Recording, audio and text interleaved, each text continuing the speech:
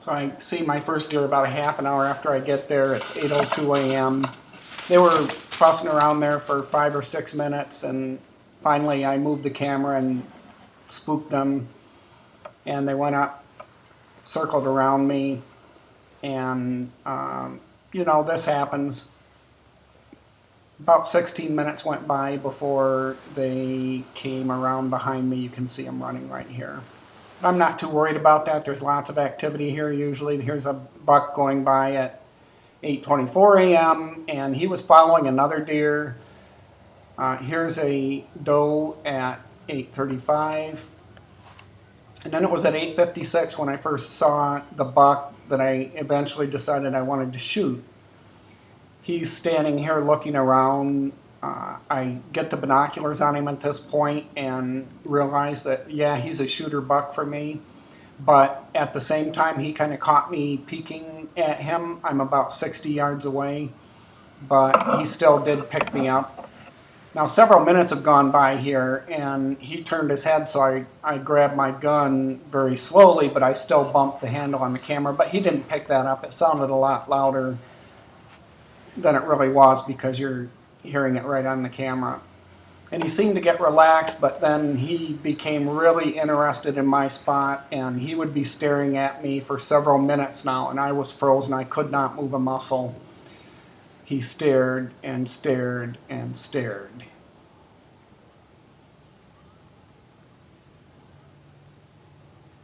You can actually see the light changing as I fast forwarded there, but now he decides to move. It's been 10 minutes and 30 seconds. And as I start to move to line up my shot, he picks me up again, he stops. But I know if I want to get this on camera, I have to reposition it to the area that he's most likely to move to if I'm going to get a shot. And I do that, and then it's another waiting period.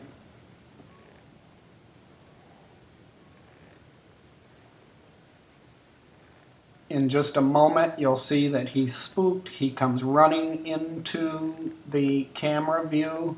You will hear my muzzleloader hammer click back. Meh! Meh!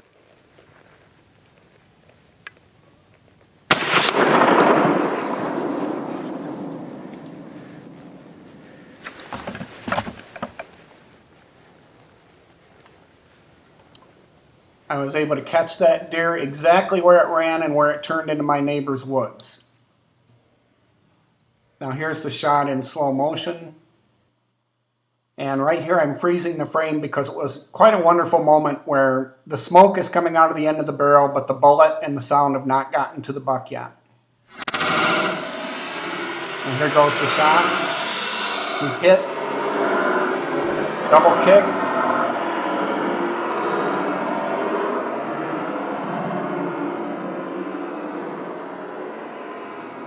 And he's off and running, but you'll see a distinctive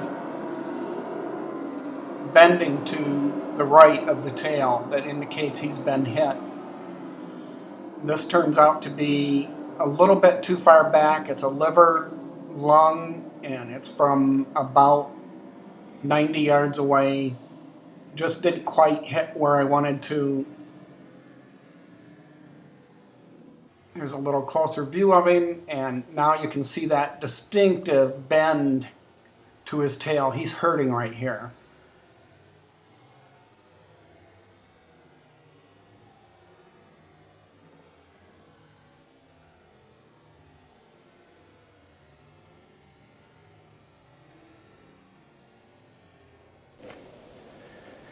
Okay, that's where I was sitting.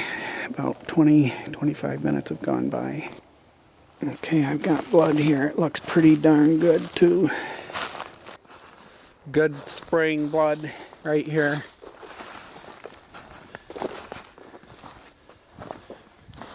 Couple of deer beds right here.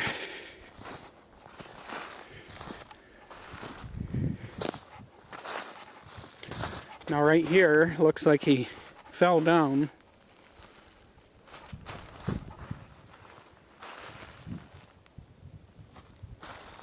And then he goes this way.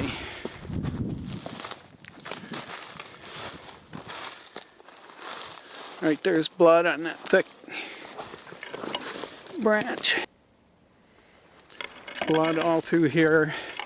We're about 120 yards away now. Blood up high in all these spots. And he circled back towards my property. And died right here.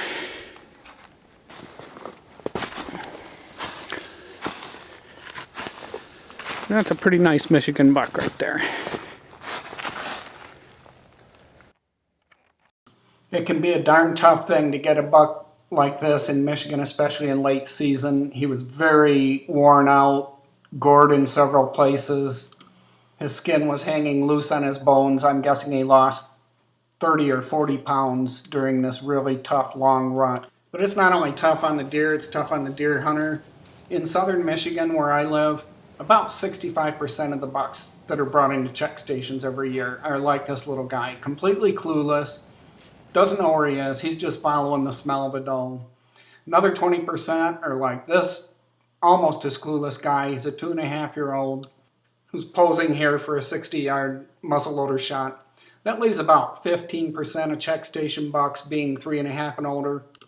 But check stations are overrepresented by bigger and older bucks, so my best guess is about 1 out of 10 of the bucks in southern Michigan are 3.5 or older.